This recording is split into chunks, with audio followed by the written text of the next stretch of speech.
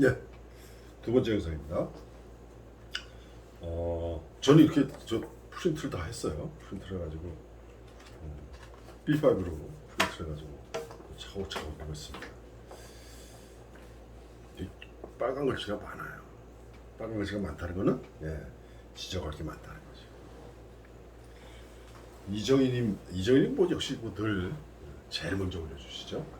아마 미리 써놓고 있다가 박원주님이 올리면 발제자 올리니까 사실은 박원주님이 간당간당하게 올리셨는데 곧바로 딱 올리셨어요. 이정희님. 이정희님은 그랬어요. 이건 소설이다. 미용실 내 오기의 이야기이다. 근데 여기서 오기가 주인공인가? 그렇다면은 그건 아닌 것 같은데, 그죠? 지금 현재 그 밑그림만 제가 아까 그랬어요. 밑그림이라고 그랬잖아요. 그러니까 아까 열몇 개 썼어요. 열몇 개 그 에피소드들의 밑그림들을 이렇게 쭉 연결해놨는데 그 물론 연결이 안 되죠. 다 따로따로 놀아요. 그런데 그 단락과 단락 사이에 한 행이 비어 있지 않기 때문에 단락과 단락이 다 연결되는 것처럼 우리는 읽으려고 그래요. 근데 연결이 안 되니까 만약에 단락과 단락 사이에 이렇게 한 행씩 비어 있다면 따로따로 논다는 걸 알 수가 있는데 그냥 다 연결해 버렸으니까 이야기가 연결되는 것처럼 우리는 읽으려고 아무리 추정을 해도 추정이 안 되니까 지금 헷갈렸다 그런 거예요. 박은주님이 그래서 그런 거예요. 근데 이정희님은 미용실 내 오기의 이야기로 읽으신 거야. 추리가 대단하죠. 나름대로 이렇게 꽤 맞춰가지고 한 편의 이야기를 어떻게든지 좋게 이야기로 만들어 보려고 이정희님이 그러셨던 모양이에요. 꿈보다 해몽? 응? 자, 보다 나은 소설이 되기 위해 어디를 수정해야 될까 이런데 92쪽 하단에 아무래도 그때 머리를 너무 짧게 잘라 주었나 보다. 혼자서 머리 자르는 모습을 은호는 신기한 듯이 봤다. 어느 인물의 행동인지 알 수 없어서 뒷부분을 읽고 유추하였습니다. 오기가 맞다면 아무래도 그때 머리를 너무 짧게 주었나 보다고 오기는 생각했다로 수정한다면 장면을 상상하는 데 도움이 될 것 같습니다.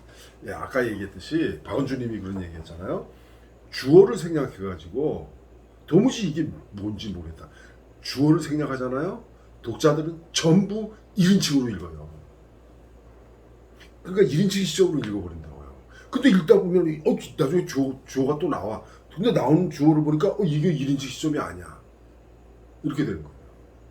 그래서 지금 이제 지적을 하면서 어떻게 지적을 하느냐에 따라서 달라지겠지만 즉 시점을 헷갈리고 있다. 시점이 마구잡이다. 뒤죽박죽이다. 라고 지적할 수도 있지만 또 다른 지적으로는 아까 박원준이 얘기한 것처럼 주어가 생략돼서 갈피를 못 잡는 거예요. 주어를 막 생략하잖아요. 아무 때나 주어 생략하면 독자들은 1인칭 시점으로 읽어요. 주의하세요. 그 다음에 여기 이정희님도 그랬죠. 주어가 없어서 어떤 인물의 행동인지 추측해야 하는 부분들이 여러 번 있었습니다. 88쪽에 선생님은 우리 보고 자유롭게 그림을 그리라 하고는 무엇이 그렇게 좋은지 뭐 이런 그 문장이에요. 3인칭 시점을 고치면 좋겠다. 여기에 지금 우리라는 단어가 나오니까 이건 분명히 1인칭 시점이야.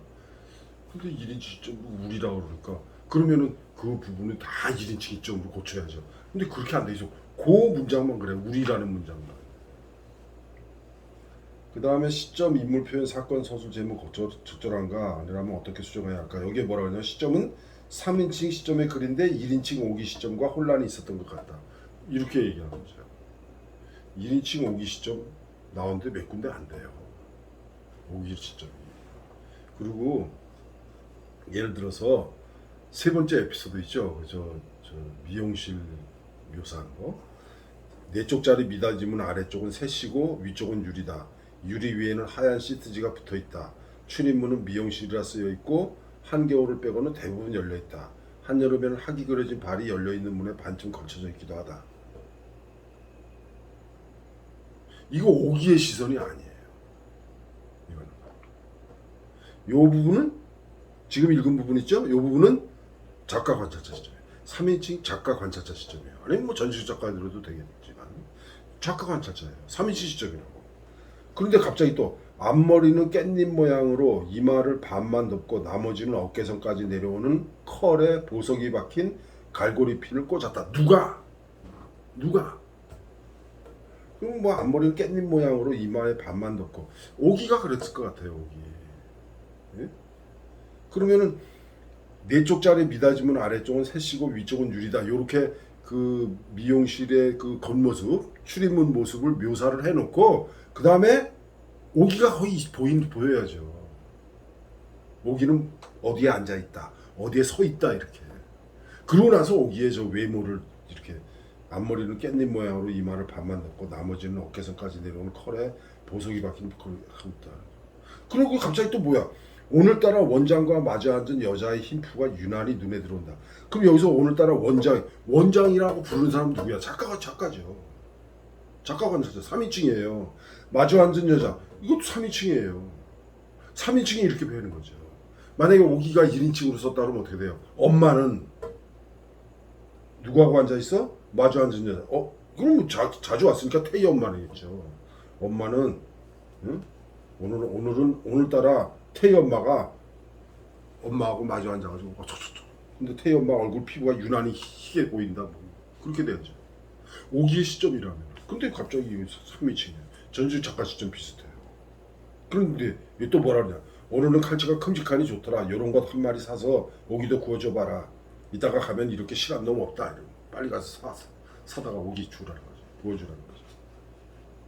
그럼 원장은 장바구니로 잠깐 들여다보고 힐끔 시계를 본다. 태희 엄마가 장 보고 와서 또 저 미용실에 들렸으니까 나는 이따가 가볼란다. 아까 머리 말고 간 손님 중화제 할 시간 다 됐다. 그 사람 올 거니까. 아이고 나는 태희 아버지 점심 차려주러 가야겠다. 밥 때 지나면 어찌나 뭐라 하는지. 이 대화가 살아있어요. 이 대화도 좋고 장면 묘사도 좋고. 그런데 여기 뭐 오기는 칼치가 다 팔리면 어쩌나 조바심이 났다. 그럼 이건 전지적 작가 시점이야. 아까 뭐라고 그랬어요? 작가 관찰 시점이 나왔었죠. 그랬죠? 오기는 가치가 다 팔리면 어쩌나 조바심이. 오기가 조바심이 난 거 어떻게 알았을까? 전지적 작가니까 알죠. 그러니까 여기서 지금 1인칭으로 해석할 수도 있고 3인칭 작가 관찰자고 그 다음에 또 뭐예요? 전지적 작가고 다 나온 거야 시점이. 한 단락 속에. 그래서 3인 시점에 그런데 1인칭 오기 시점과 혼란이 있어. 1인칭만으로 아니라 1인칭 주인공 관찰자, 전지적 작가, 작가 관찰자 다 헷갈리고 있어요. 3인칭도 괜찮고 이야기가 오기가 있는 상황에서 서술되니 1인칭도 괜찮을 것 같다. 뭐 1인칭으로 오기의 1인칭 관찰자 시점으로 써도 되고 어떤 부분은 1인칭 주인공 시점으로 써도 되고. 그래서 아까 얘기했잖아요. 이게 여러 가지 에피소드들이라고. 그래서 커다란 제목 밑에 인형의 집이라고 칩시다. 인형의 집이라는 책 제목 거기에 오기 이야기, 태희 이야기, 태희 엄마 이야기, 그다음에 뭐 가야제 이야기, 그다음에 뭐 합창대회 이야기, 노래자랑 이야기 다 소제목이 나와가지고. 그래서 저는 이 인형의 집이라고 하는 지금 현재 이 작품을 한 편의 소설로 만들려면은 한 편으로 만들려면은 소제목을 넣는 게 좋아요. 소제목을 넣어서 그 다음 거하고 연결시켜야 돼요. 소제목을 넣어주면 그 이야기만 나오잖아. 그 다음에 그 이야기에서 그 다음 이야기로 넘어가는 연결고리를 만들어줘야 돼요. 연결고리요? 한 문장이면 돼요. 아니면 한 단어만 넣어도 돼요. 그러면 충분히 연결될 수 있어요. 생각해보세요. 그 다음에 93쪽에 빗자루를 던지고는 울음인지 웃음인지 알 수 없는 소리를 냈다. 93쪽에 빗자루를 던지고 웃음인지 울음인지 알 수 없는 소리를 냈다 그래요. 어디서? 응? 빗자루를 던지고는 울음인지 웃음인지 알 수 없는 소리를 냈다. 누가? 오기? 아니면 오기 엄마가? 오기 엄마겠죠. 자신처럼 이렇게 미용사를 만들지 않으려고 한 번만 더 가위 잡았단 바람서 좁혀놓고 때려놓고. 오기 엄마 입장에서 어떻겠어요? 자식 때리면 부모가 더 아픕니다. 여기 그거예요. 여기 지금 우리 수강생들 다 지금 뭐 아시겠지만 자식 때리면 또 부모가 더 아프죠. 그 얘기예요 이게. 그러면은 독자들은 이게 누가 오는 거야? 어? 저기 저 누구지? 오기가 온 거야? 오기 엄마가 온 거야? 여기 그랬잖아. 그날 저녁 오기는 빗자루 몽둥이를 맞았다. 누구한테? 엄마한테 맞은 거예요. 다시는 가위를 잡지 않겠다가 약속하라는 말에 미술 시간에 색종이도 잘라야 하는데 어떻게 가위를 안 잡냐고 따졌어요. 그러면서 오기가 빗자루를 던지고는 누구예요? 오기 엄마죠. 빗자루 몽둥이로 맞았다고 그랬으니까. 근데 여기 지금 주어를 생각해 놓으니까 헷갈리죠. 이게 지금 아까 얘기했지만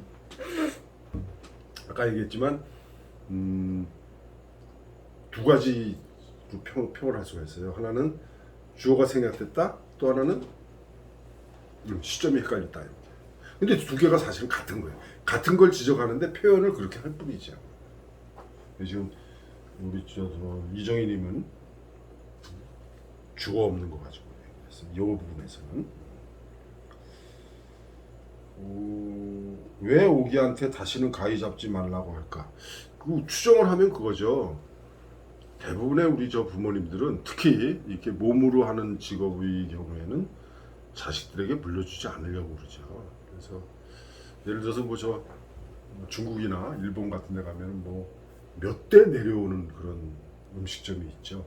그래서 예를 들어서 비근한 예를 들자면은 칼국수를 그냥 몇 대에 걸쳐서 칼국수만 만들지. 일본은 그런 게 많은데 우리나라는 그런 게 좀 힘들어요. 우리나라. 중국도 그런 게 많아요. 근데 우리나라는 이상하게 그게 아마 조선조의 유교 때문에 그런 것 같아요. 출세지향. 홍길동전에 보면 그런 거 나오죠.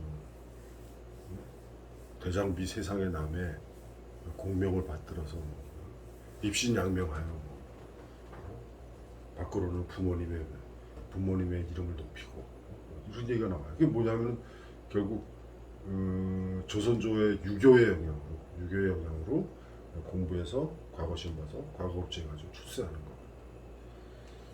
그러게 여러분들 아시겠는지 모르겠지만 전 세계적으로 교육열 제일 높은 나라가 우리나라잖아. 그래서 지금 여기서도 오기 엄마가 미용사. 요즘이야 미용사 그러면 유명한 사람들 있잖아요. 전 세계적으로 이름 떨치는 사람들도 있잖아요. 그런데 지금 이 소설 속에서 오기 엄마는 조그마한 미용실을 하면서 이 미용실을 오기한테 딸한테 물려주고 싶지 않은 거예요. 내가 미용사지만 내 딸은 미용사로 키우지 않겠다 이런 거죠. 아마 다 같은 부모 마음일 거예요. 그래서 왜 다시는 가위 잡지 말라고 했는가 그런 생각이죠. 그렇게 생각하시면 될 거예요. 사건에서도 작품에 중심되는 이야기가 더 잘 드러났으면 좋겠다. 이거죠, 그렇죠. 이게 여러 개의 에피소드 아까 여기서 여러 개 있었는데 그것들이 이게 연결되는 고리가 있어야 돼요. 그 연결고리가 되면은 그러면은 다 묶어가지고 하나로 뭉뚱그려서 세상 사는 이야기 이렇게 하면 돼요. 대신에 중심 인물이 있어야 되겠죠. 그래서 아까 얘기했죠. 소제목 붙여가지고 소제목 붙여서 여기서는 중심 인물이 누구, 여긴 누구 그래가지고 이것을 전체 꿰뚫는 어떤 미용실, 오기 엄마가 하는 미용실에 드나드는 사람, 그것과 관련되는 여러 가지 이야기를 통해서 사람 사는 이야기를 보여주는 거죠. 이렇게 살고 있다. 그 다음에 제목은 오기의 시점이라면 인형의 집이라는 제목이 어울리고 3인칭 현재의 글로는 오기네 미용실이 더 어울린다. 저는 아무튼 제목을 다 완성된 다음에 제목 정하는 게 좋을 거예요. 저는 아까 얘기했듯이 소제목으로 하건 아니면 연작소설로 하건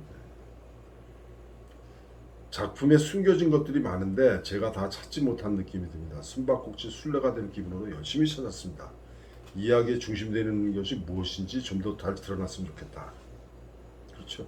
오기네 미용실에 오는 사람들의 이야기인 것도 맞아요. 오기네 미용실에 오는 사람들의 이야기예요. 그리고 그러니까 오기 엄마를 중심으로 해서 이제 오기가 있죠. 오기애를 통해서 또 왜 은수, 은호. 물론 은수 할머니는 오기 엄마도 알아요. 그 다음에 오기 엄마가 처음에 시집 와서 미용실 열고 오기를 낳았을 적에 그 집에 있던 그 주인집 아주머니 딸 시집 보낸다고 신부화장에서 와서 하잖아요. 그 다음에 이 오기 엄마하고 또 잘 아는 사람 또 있어. 또 태희 어머니 있죠? 손님이에요. 태희 어머니 단골이겠죠? 그 다음에 오기 엄마하고 시장인이 있으니까 그 시장에 욕쟁이 할머니. 그러면은 이런 이야기, 이런 사람들을 여러 사람들이 어떻게 살아가는 거야. 그 살아가는 모습을 그냥 있는 그대로 독자들에게 보여주기만 하면 돼요. 잘했어요. 그러니까 그 표현은 서술도 그렇고 묘사도 그렇고 기가 막혀요. 어떻게 내가 부러워. 내가 부러울 정도예요. 근데 이게 구슬이 서말이라도 꿰어야 보배가 되잖아요. 구슬만 잔뜩 있어요. 안 꿰어져요.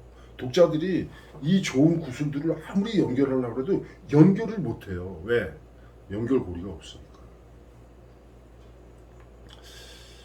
그 다음에 첫 문단의 입안의 엿에 대한 묘사, 마지막 문단의 욕쟁이 할머니의 죽음은 무엇을 의미할지 궁금하대요. 나도 궁금해. 나도. 제일 궁금한 거는 엿 먹는 장면 있잖아요. 첫 장면에 그 엿 먹으면서 우리가 느끼는 거, 이빨 사이에 끼고 아니면 이빨에 붙고 그거를 기가 막히게 묘사했는데 결국 마지막에는 어떻게 해요?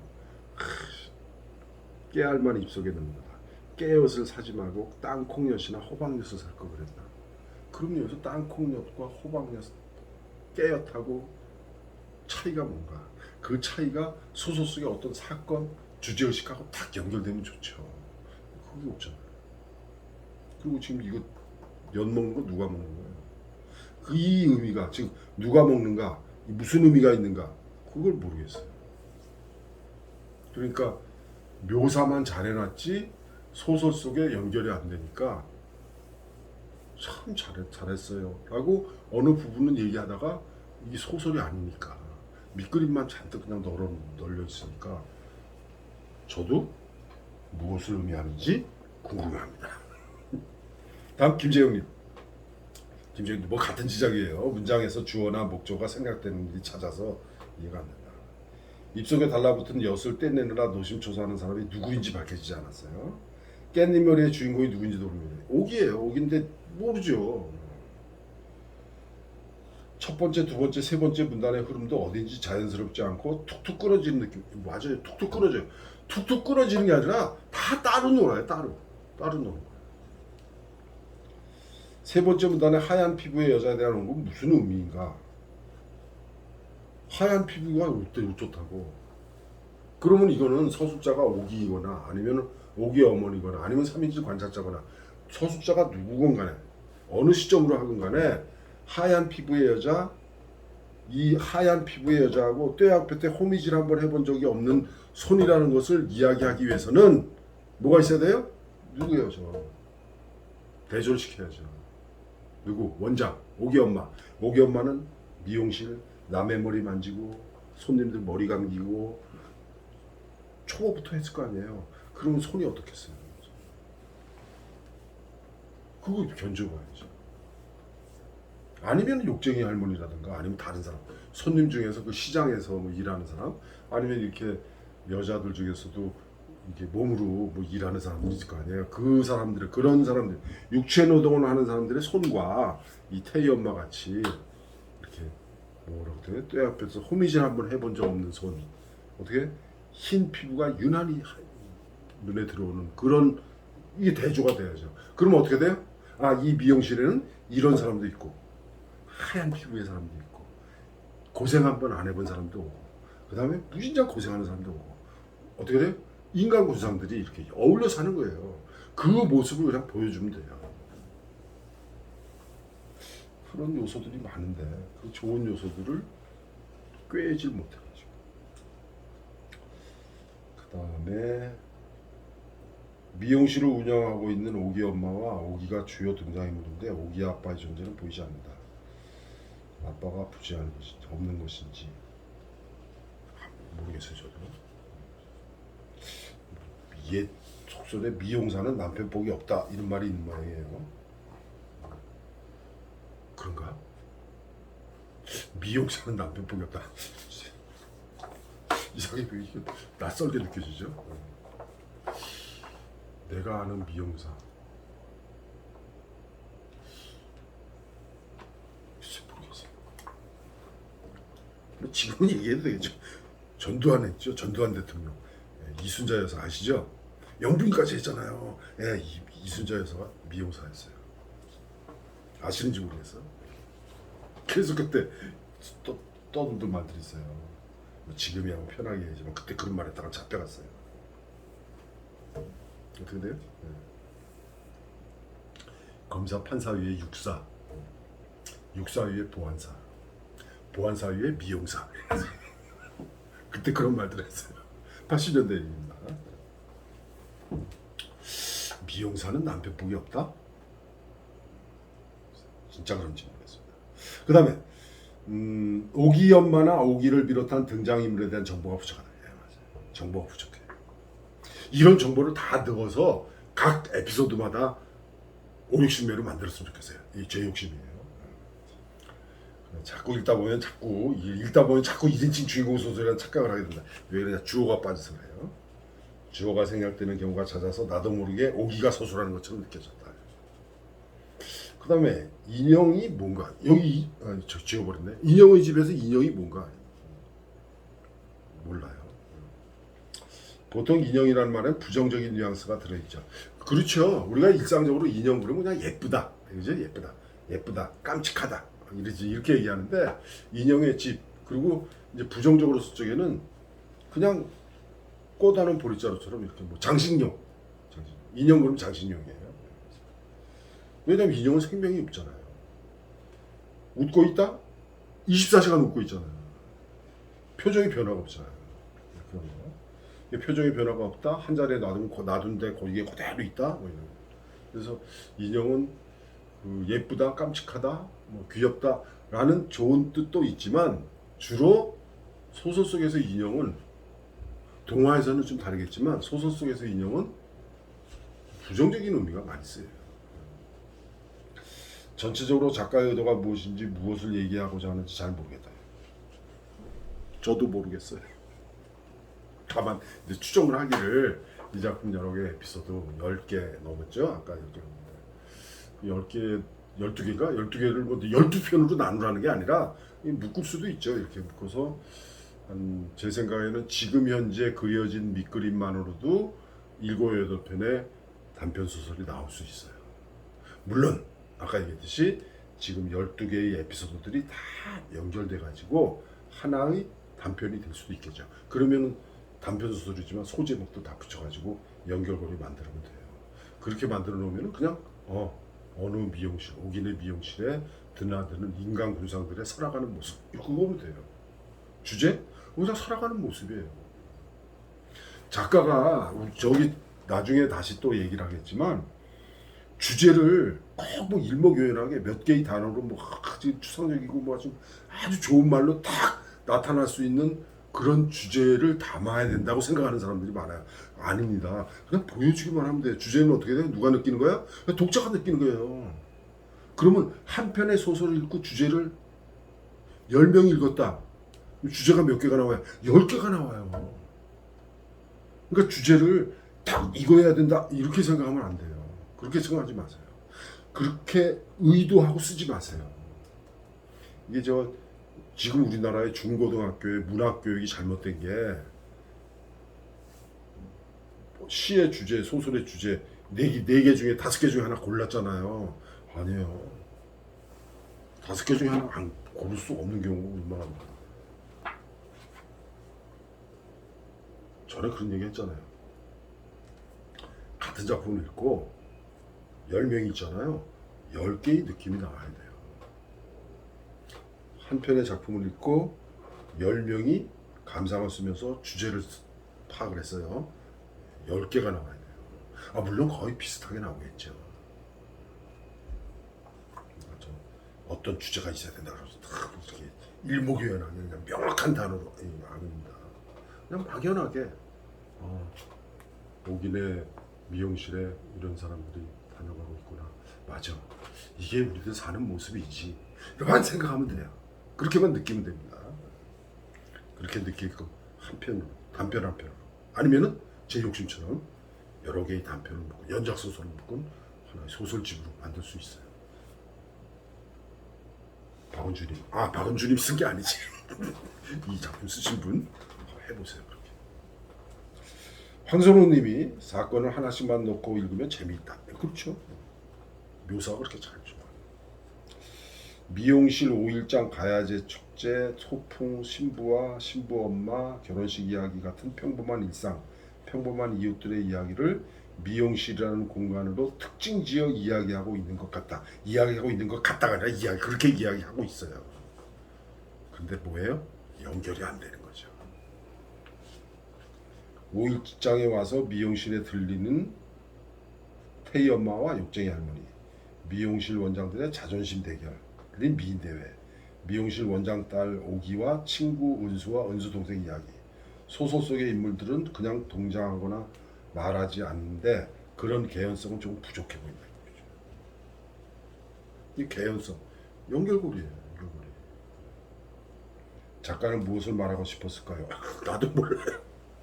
그냥 유추하건데 저는 아까 얘기했듯이 좋게 얘기해서 이 작품은 한 작품을 쓰기 위한, 소설 작품을 쓰기 위한 밑그림들을 이렇게 그려놓은 거예요. 다만 그 밑그림들 사이에 연결고리는 이제 만들어야 되겠죠. 그래서 구슬이 소말이라도 꿰어야 보이듯이 잘 꿰어야 되겠죠. 욕쟁이 할머니의 죽음으로 끝나는 것은 급작스럽다. 어쨌거나 그냥 급작스러울 뿐만 아니라 이게 만약에 한편으로 완성이 되잖아요. 그러면 중간에 문학적 장치가 있어요. 욕쟁이 할머니 죽겠구나. 그런 게 있어야 돼요. 오기 이야기는 1인칭, 오기 2회 이야기는 3인칭이라도 좋을 것 같다. 이렇게 이 시점이 혼동이 아니라 시점이 교차할 수 있어요. 시점이. 그래서 예를 들어서 오기의 1인칭 주인공 시점, 혹은 관찰자 시점, 그리고 뭐 전적 작가 시점이 또. 근데 이게 에피소드들마다 다 다르게 나타났으면 좋겠어요. 그러니까 한 편의 작품 속에 시점이 이렇게 다 교차하잖아요. 별로 그렇게 좋은 느낌은 뭐 안 줘요. 그럴 적에는 시점이 교차할 적에는 소제목이나 번호가 붙는 게 좋습니다. 그래야만 독자들이 쉽게 이해를 하죠. 이렇게 된 거. 이렇게 바뀌었구나. 자, 전체적으로 이야기하면 여기 이걸 뭐 다 보여드리고 싶은데 그네 타는 것도 참 잘 묘사 잘했죠. 그다음에 연결되지 않는 에피소드들 자꾸 이런 얘기 자꾸 썼어요 저는. 그다음에 선생님은 우리 보고 자유롭게 그림 그리라고. 그럼 오기 입장에서 1인칭 시점인데 우리가 여호와한테 속고 있다고 이야기를 해주지만 어린애 취급만 한다. 분명히 이건 여기는 1인칭 시점이에요. 그 다음에 부채춤 추는 거 거기도 이제 우리라는 단어가 또 나와요. 가야제 미인대회, 미용실 원장들의 자존심 대결. 이런 미용실 원장들의 자존심 대결 얘기를 하면서 미인대회를 이야기하면서 원장들의 자존심 대결 그러면서 휴일 안 지켜가지고서 뭐 벌금 낸 이야기 이런 게 하나 묶이면 되겠죠. 최이 미용실이었죠. 최이 미용실. 그다음에 그다음에 단칸방 살 때 집주인 아주머니 오기 임신했을 때 어땠고 이런 얘기도 한 편의 에피소드가 한 편의 이야기로 번호매겨 가지고 아니면 독립된 하나의 작품으로 나올 수 있어요. 그다음에 고대하는 거 남자가 고대를 한 적이 내가 고대를 한 적이 없죠. 근데 구경한 적은 있어요. 고데기. 전에 이발소에서 남자도 고데기로 이렇게 해주는 그런 게 있었거든요. 전기로 아니면은 난로에다가 불에다가 이렇게 달고 그렇게 하기도 했어요. 그래가지고 가까이 대놓고 뭐 열도 측정하고 저도 봤습니다. 근데 그런 모습이 여기 참 잘 돼 있어요. 묘사는 잘 돼 있어요. 그다음에 미용실 쉬는 날. 이 미용실 쉬는 날은 아까 미인대회 미용실들 간의 어떤 다툼 뭐 이런 거하고 연결지면 되겠죠. 그 다음에 소풍하는 거나 소풍 나와요. 소풍 나와. 그 다음에 저기 은호 머리 깎아주는 거. 머리 깎아주는 거 여기 요 소풍 부분하고 은호 머리 깎아주는 요 부분에서 대화 잘 보세요. 대화도 살아있어요. 참 처리 잘했어요. 그다음에 이제 태연마 와서 마지막에 지금 뭐라고 쓴다면 여기 다 짓고 나서 에피소드들의 열거일 뿐이다. 시간도 안 맞는다. 3인칭 전시적 작가, 2인칭 주인공 관찰자 혼재되어 있다. 서사가 없다. 서사가 뭐예요? 이야기죠.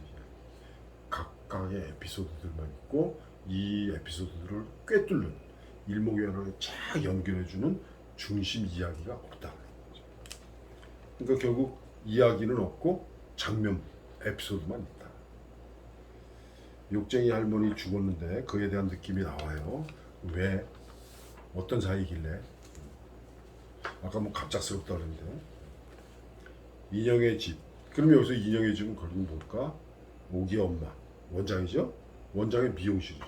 원장 미용실 그게 인형의 집일 거예요. 지금 현재 나와 있는 이 에피소드 장면들만 놓고 보면